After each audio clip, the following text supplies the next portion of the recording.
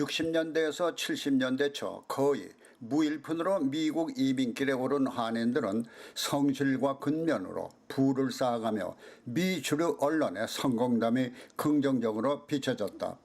당시 한인들은 웰페어 등 정부 보조를 수치로 여기며 외면하고 스스로 노력해서 성공한다는 자긍심에 차 있었다. 그 당시 한인들의 신용은 근면과 성실이 담보가 되어서 은행에서도 기꺼이 대출을 제공하며 한인타운을 일구고 부를 축적하는 원동력이 되었다. 그러나 80년대를 넘어서며 언제부터인가 초기에 근면과 성실이라는 자부심이 사라지기 시작하면서 한인들의 위상은 실추되기 시작했다. 한인 사회가 이렇게 변해가면서 나타나기 시작한 것이 바로 한인 사회 단체들의 추악한 모습이었다. 그 추악한 모습은 단체장이 봉사의 자리가 아닌 사회적 신분을 과시하는 감투로 생각하는가 하면 단체 공금을 임의로 사용할 수 있는 이권의 자리쯤으로 생각하기에 이르면서 한인들의 자긍심은 무너지기 시작한 것이다. 그 대표적인 예가 바로 1992년 LA에서 발생한 폭동 성금을 둘러싼 문제다.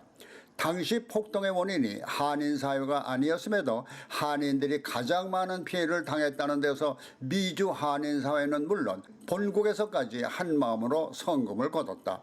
당시 이 폭동 성금을 피해자들에게 전달하겠다며 각종 폭동 관련 단체들이 생겨나면서 성금을 둘러싼 분쟁이 일어나기 시작했으며 급기야는 27년이 지난 지금까지 당시 폭동 성금의 일부가 어떻게 쓰여졌는지 밝혀지지 않음으로써 폭동 관련 단체 관계자들이 순수한 봉사정신이 아닌 추잡한 이권에 집착했다는 것이 아닌가 하는 모습을 보여주고 있는 것이다.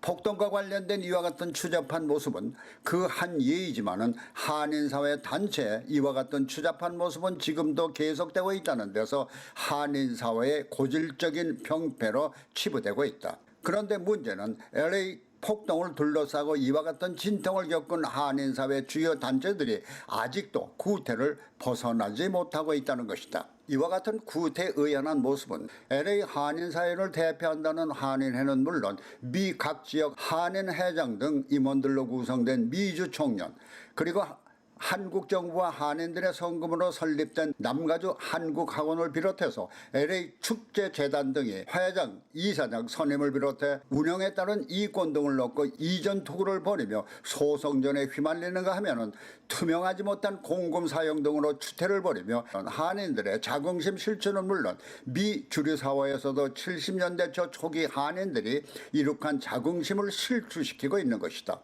특히 미 주류사회는 물론 본국에도 모범이 되어야 할 한인회나 미주 청년 등이 회장 선거 때마다 벌이고 있는 추잡한 싸움으로 비롯되는 소송전과 상호 비방과 함께 본국에서도 참여하는 LA 한국의 날 축제재단은 돈이 관련되면서 운영권을 둘러싼 파벌 싸움 등 추태를 보이면서 오래전 LA 타임스가 극찬한 베트남 커뮤니티 회장 선계와 비교가 되며 한인 사회의 부끄러움이 느껴지게 되는 것이다. 당시 LA 타임스는 한인 사회처럼 각 지역마다 한인 회장을 뽑는 것과는 달리 남가주 전역에 산재해 있는 30여만 명의 베트남인을 대표하는 회장을 뽑기 위해서 1만여 명이 포고에도 불구하고 투표에 참여했다는 기사와 함께 만 12살에서부터 투표권을 가짐으로써 다양한 연령층이 자신들의 커뮤니티를 위한 참여의식과 단결력을 보여주고 있는 사실을 높이 평가하는 기사를 게재했었다.